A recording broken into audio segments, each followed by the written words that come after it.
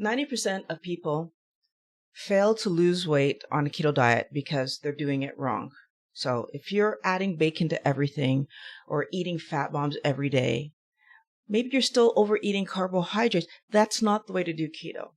You're actually making your life harder and you're not getting the results you want because maybe there's too much carbohydrate in the things you're eating. So you're eating 60, 70 grams of carbs every day. That is going to keep you chasing junk food. And that's why you're going to be cheating on your diet and giving in when you go out with friends. Let's say everyone's having pizza. You're going to want to have pizza because you still have too much carb in your diet, right? And then your weight will continue to rise.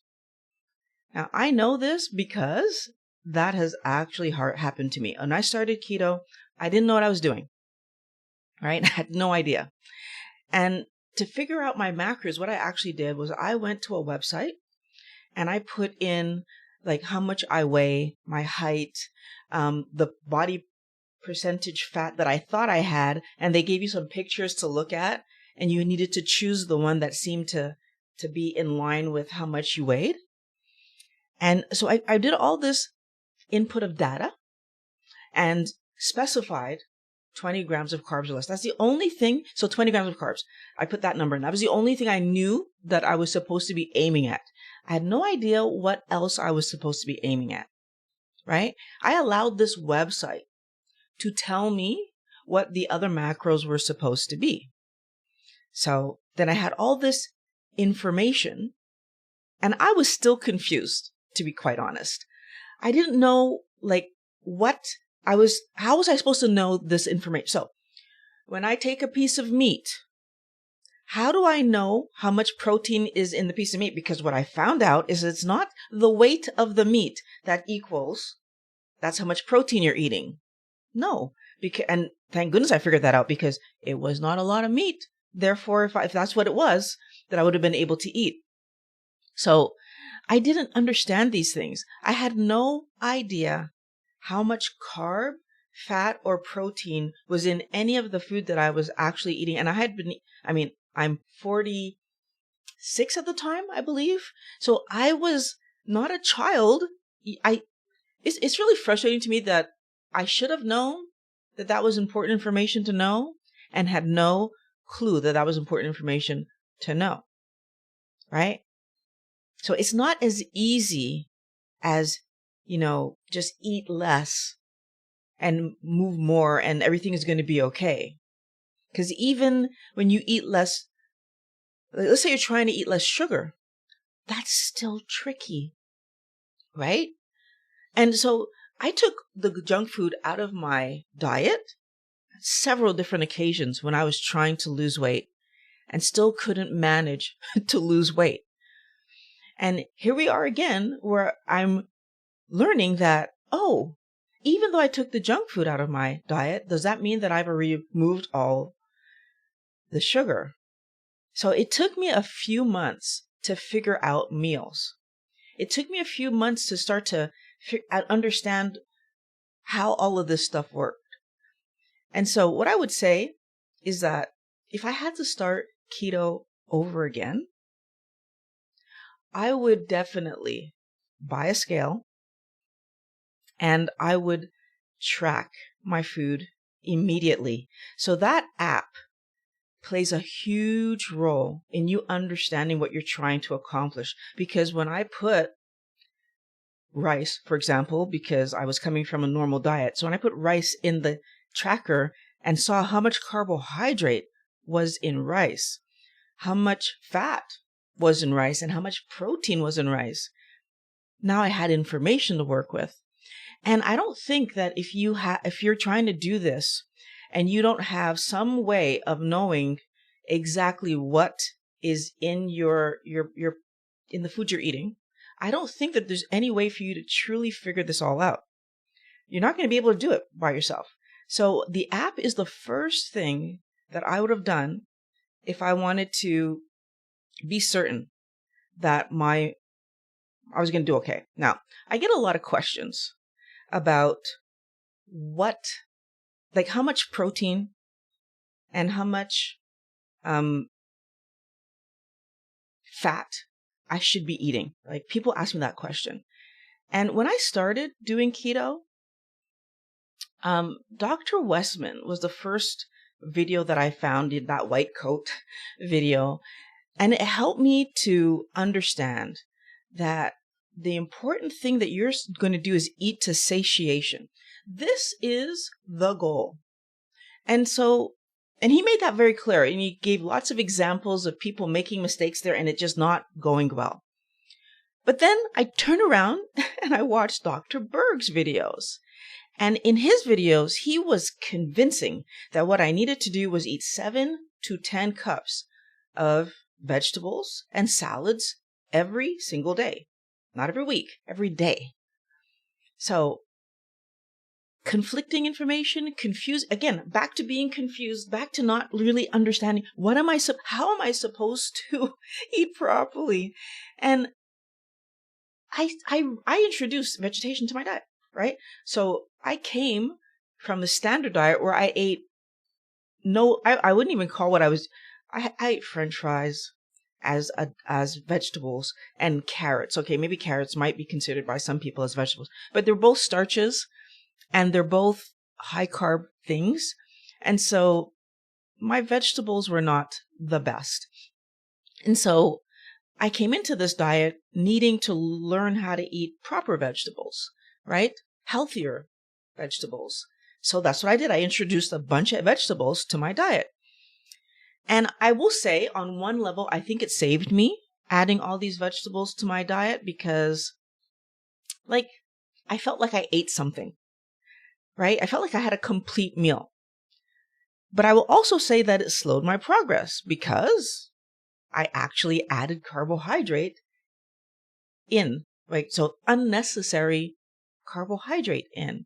And the problem is that, especially at the very beginning when I wasn't tracking properly and I didn't know what I was doing, I was still way over 20 grams of carbs. Don't get me wrong. I lost weight, but would I have lost more weight and maybe improved my health faster had I not dumped all that carbohydrate, so all those vegetables, into my diet? Probably. So I would say that the other thing that I would do is, if I started keto today, I would focus on eating less than 20 grams of carbs each day, right? And I wouldn't worry about, first of all, I wouldn't worry about the carbohydrates coming back in, but I also wouldn't worry about the fat intake, because what was important and what gets you into ketosis is actually taking the carbohydrates out of your diet. Like, so getting them down to 20 or less. That's what gets you into ketosis. It's not about how much fat you're eating. And it's not about how much carbohydrate, like having a bunch of salad on your plate. That doesn't get you into ketosis.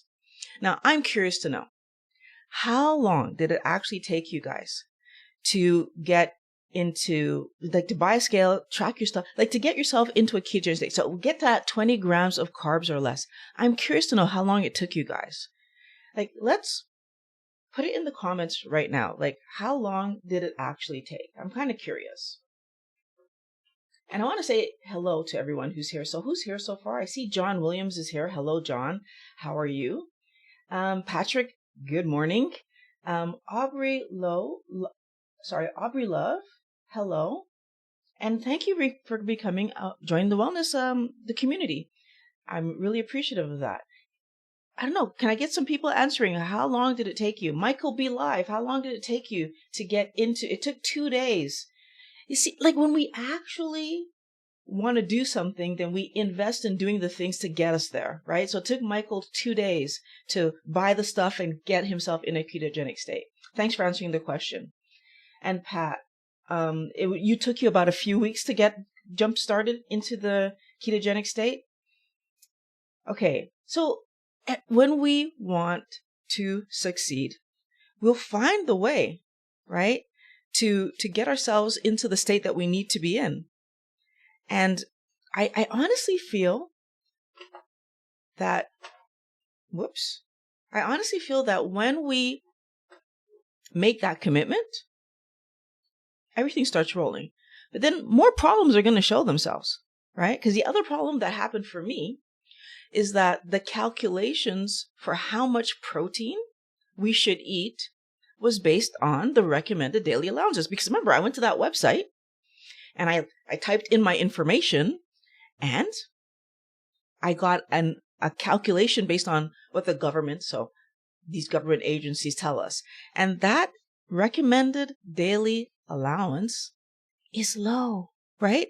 I learned that those numbers are based on the minimum necessary to keep a person healthy, rather than the optimal amount for a person to thrive. Now, if you've watched my channel before, if you're new here, welcome. But if you watch my channel before, you know that my focus is on us thriving. It's on us building the healthiest possible body so that we can do the things that we want to do every single day. We've already suffered for years overweight because we didn't understand we were overeating carbohydrates. And now we're in the crazy scenario where when we try to find out how much protein should we be eating, we're giving these very small amounts that are focused on making sure that people who are in bad scenarios aren't being undernourished. Well, this had a really interesting impact on my health from like what I know now, right? Because when I was logging my food, I was looking at the protein from animals and the protein from plants lump sum, right? All together, one thing.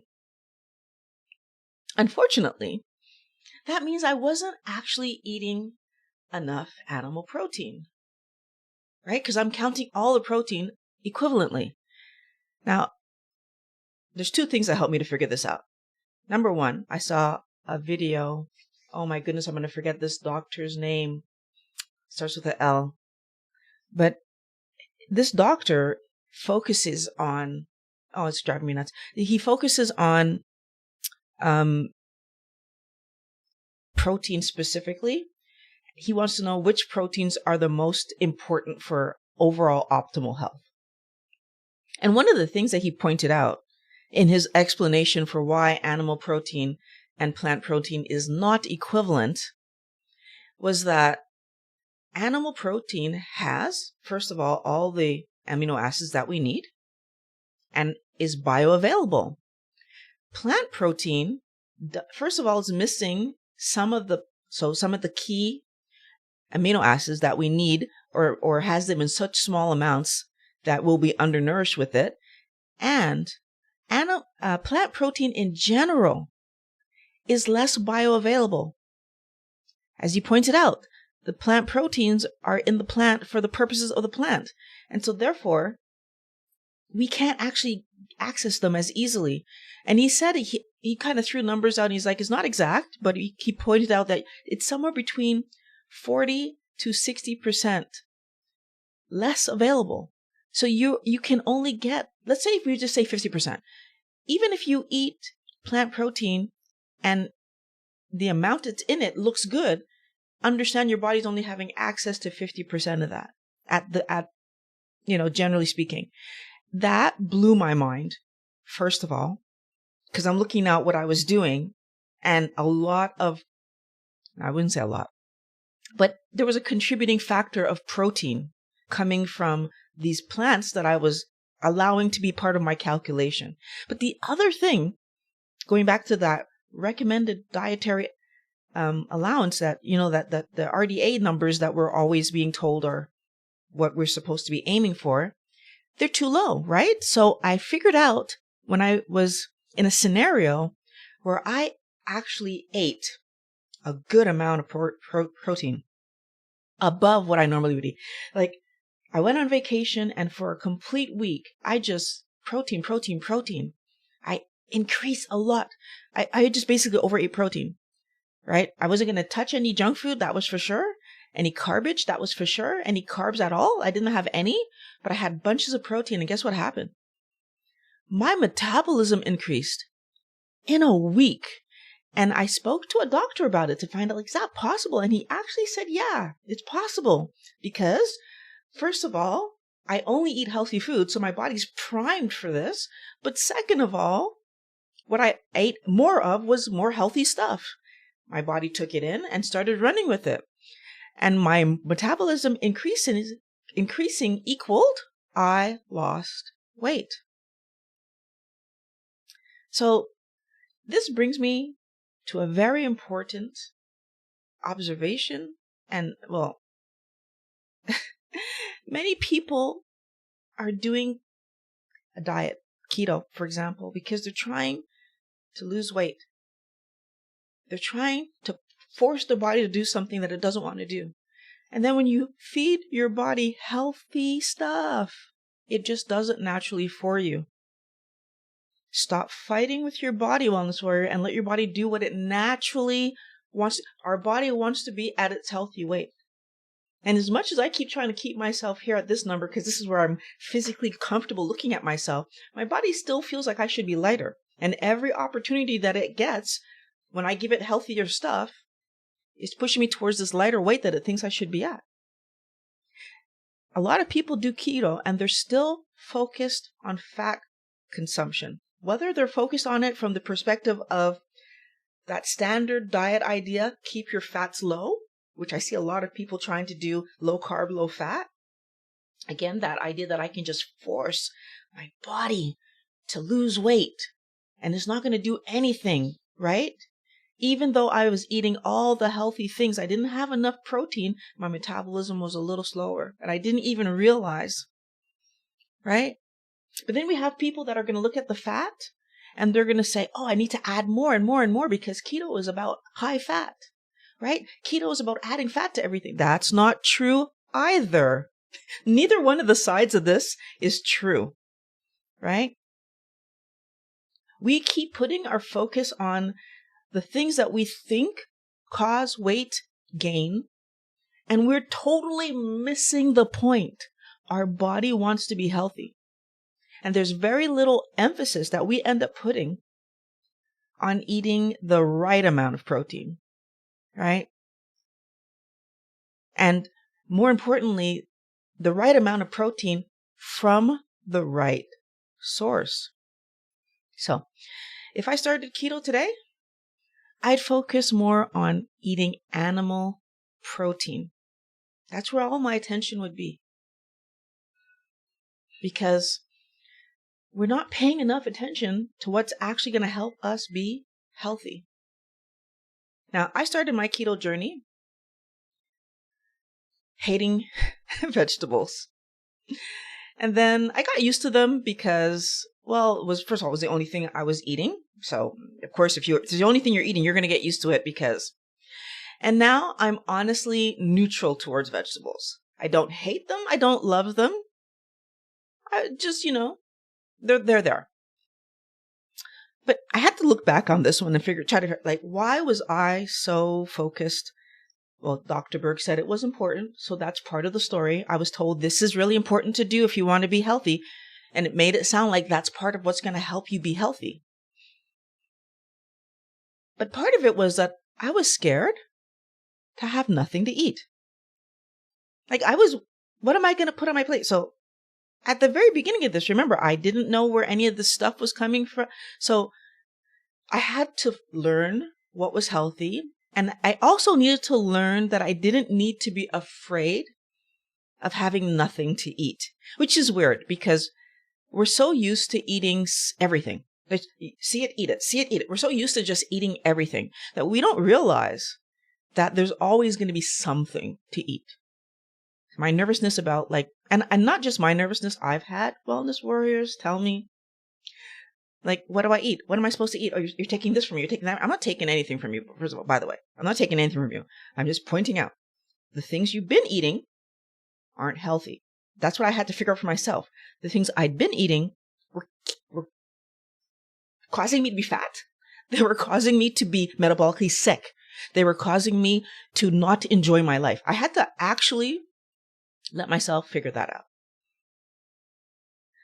We're also scared to eat just meat because cholesterol, right? Because saturated fat.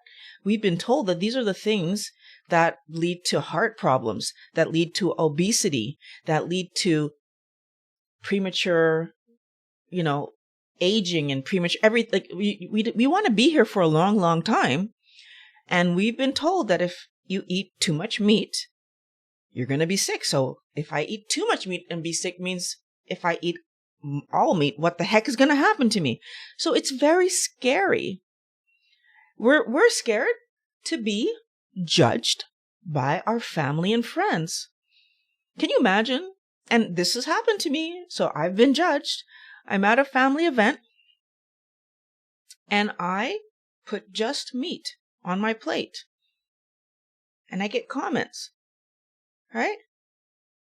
So when we put a bunch of vegetables on our plate, at least it makes us look and feel a bit normal, right? Like it makes us feel like we're like everybody else. And sometimes it helps us to feel a bit superior, right? I'm having a salad and a piece of chicken, or a salad and a piece of steak. You've got a bunch of rice and all, and we feel a little bit superior, right? We feel like we're doing and I know I've seen that in the keto world. I've seen that even in the normal diet world, where you have a person and they're so proud to be out there having that big bowl of salad, and I'm not eating fries, and like acting like they didn't used to eat fries. I'm eating healthy and you're still eating garbage. So I get to be better than, none of us are better than anybody else. Right? I know that keto people can come across a bit smug. I've watched it. Maybe I've even been it. I don't know. People around me will have to tell me that I ever come across a bit smug. I'm about to get even more annoying, because I'm going to tell you the truth. Because if I started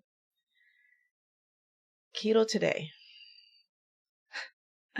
I would just ignore those fats and I would ignore those vegetables altogether. I would just focus on what I've learned recently from Dr. Baker, from Dr. Chaffee, Dr. Berry, and others, that we don't actually need to eat any of this vegetation stuff. You don't need it, right? You don't need to eat that for good health. I wish I'd known that before. I know it now, right? And that's freeing me, right? Honestly, the extra time that I was taking to cook some veg or prepare a salad was starting to get on my damn nerves.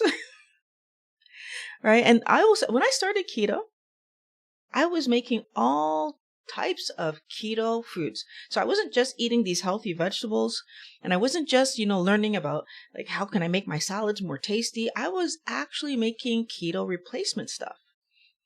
Right? I made keto friendly pasta. It was one of my favorite things to have because I used to eat a lot of pasta. So making some version of a keto replacement pasta was very helpful. Right? I made keto replacement pizza, which I cannot remember the last time I've made it. Like, I have to think hard now because I know it's been months and I haven't had keto replacement pizza.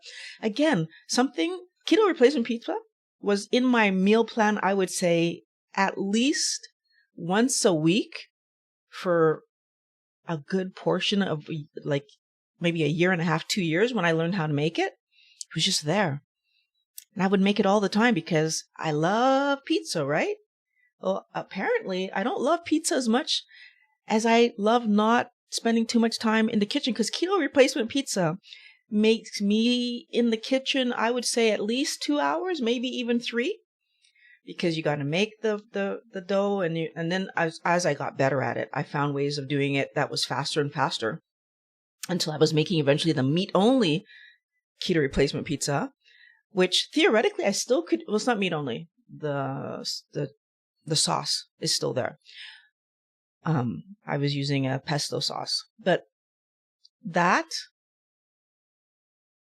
although it tasted good, was it really something that I needed to be doing? Was it really something that I wanted to still do? Do I want to give that much time to the kitchen? Right? And I made keto desserts at the very beginning.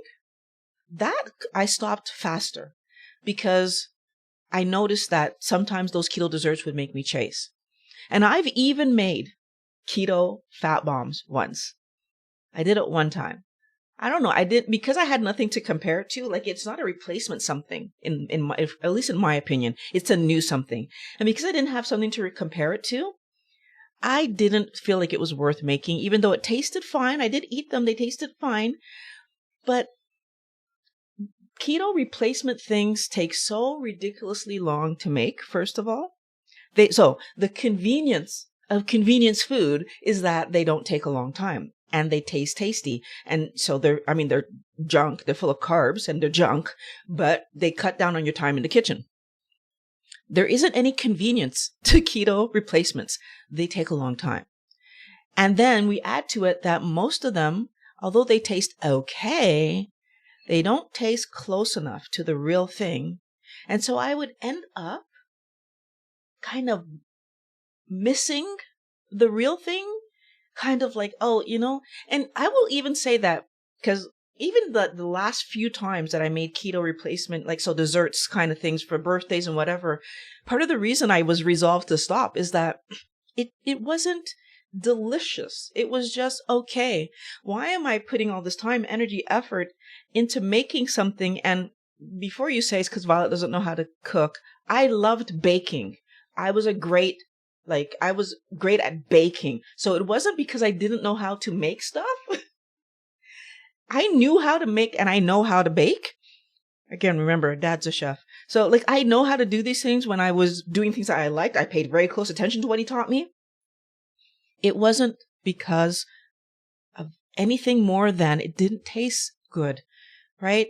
These artificial sweeteners, and these different flours. I would say they're artificial little flour, but these different flours, the thing just didn't taste as good. Why am I killing myself? Why am I going crazy making something that doesn't taste as good? And what I ended up doing was throwing away a lot of ingredients. And so some of them are still in the cupboard, so I'm going to get rid of those soon. But they're just taking up space in my kitchen. I'm not using them. It was a waste of money. It was a waste of time. And I have to tell you that if I started keto today, I would not make any replacement foods at all. I wouldn't do it. I wouldn't make the replacement pastas. I wouldn't make the replacement anythings. If I'm not eating it, I'm not eating it. I would just accept that that's my new situation.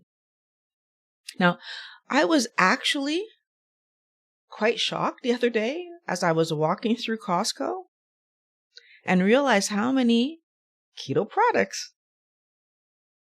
Should I call them keto products?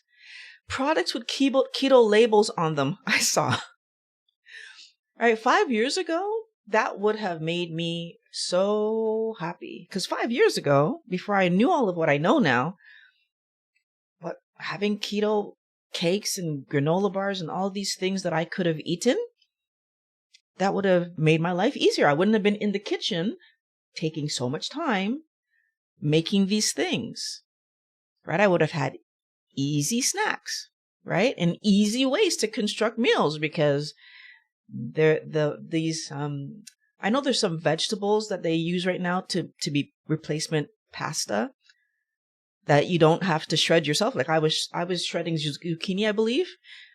But they have all these new products that you can just pick up and I want pasta and there's a replacement pasta. I want a tortilla shell and there's these cheese wraps that you can use as a tortilla. They have all these things that are just available to us today that were not available at Costco. That's where I shop.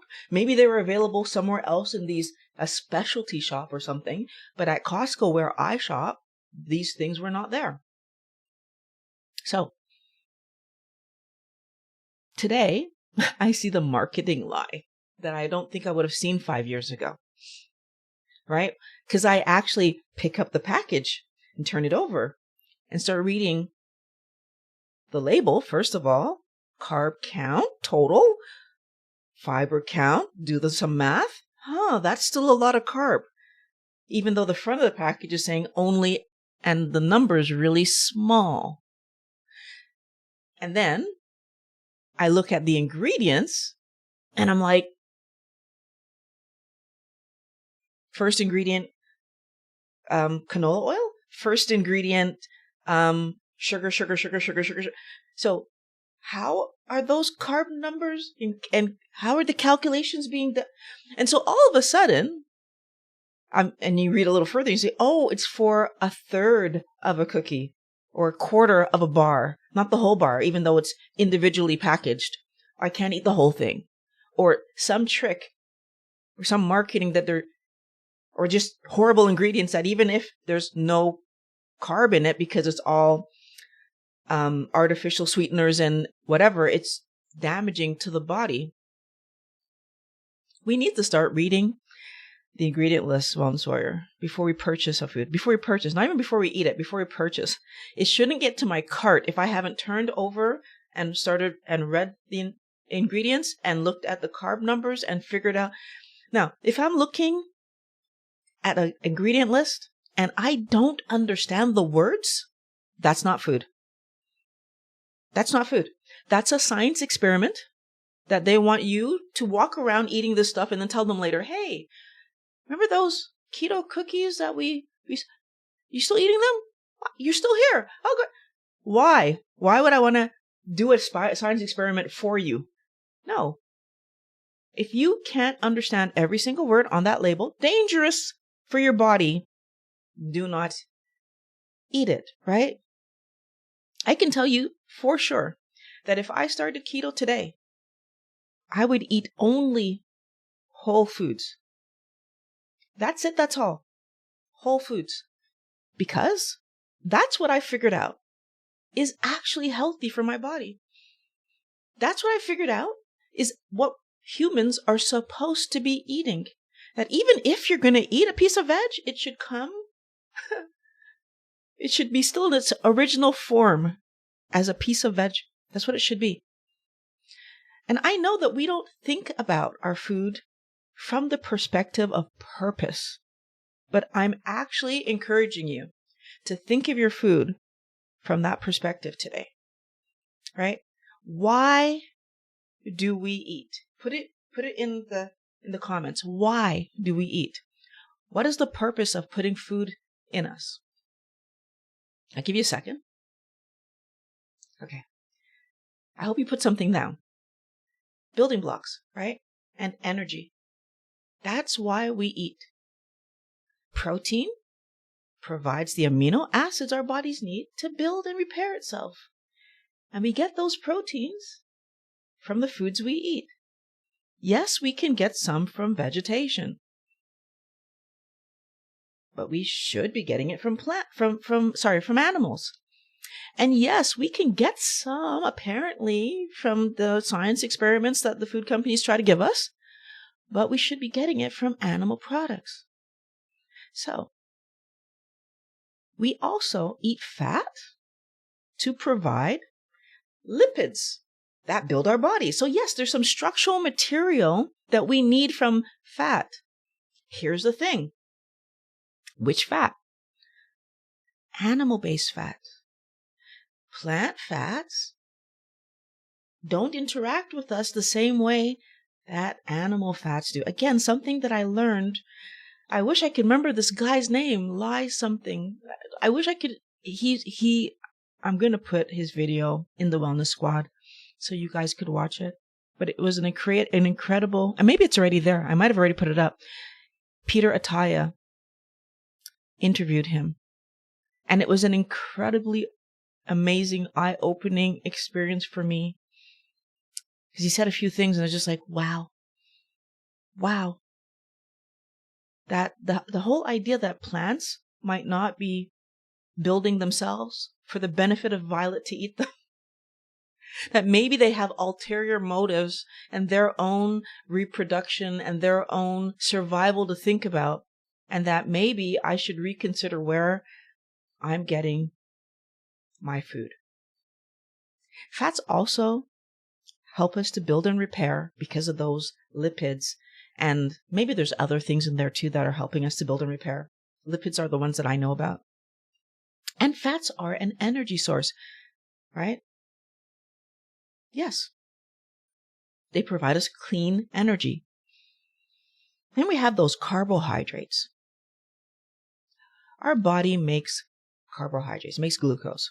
That's the healthiest carbohydrate that we can eat, glucose. The problem is, whenever we try to eat glucose, it comes along with either fructose or galactose, or it comes, and not even or, and it comes along with a bunch of other stuff in the whatever plant that it's in that my body just doesn't need to have in me. So I learned that carbohydrates are actually unnecessary to eat because our body makes them. So our body isn't looking for food to be exciting, right? It's not looking for a roller coaster. That's not what our body's looking for. It's looking for building blocks and it's looking for energy, right? And this is why when you eat almost anything as part of your meal plan, you end up liking it. That experiment that they did back in the wartime, Ansel Keys did it, where the semi-starvation experiment, I've had it in videos before, where the guy said that by the time they were in the semi-starvation part, they were told that their food might become boring and monotonous or whatever. And he said, absolutely not. He said every time they saw food, they were the happiest they've been all day. All they wanted to do was eat whatever bland, whatever they were going to be given. They just wanted more of it.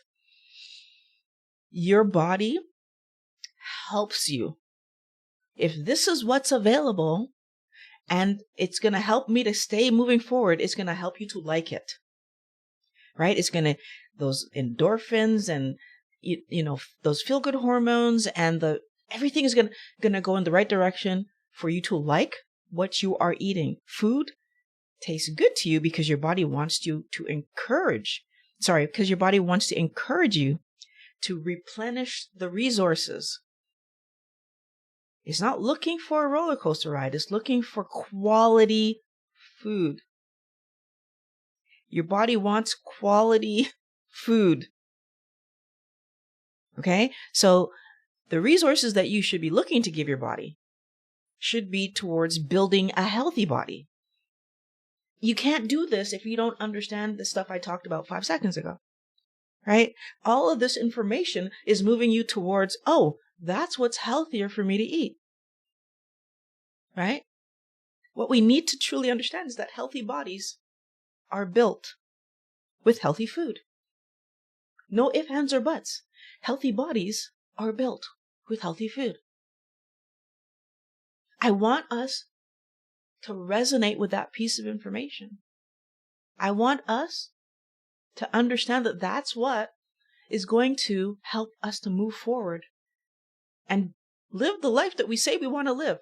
Be in the bodies that are healthy that we say we want to have.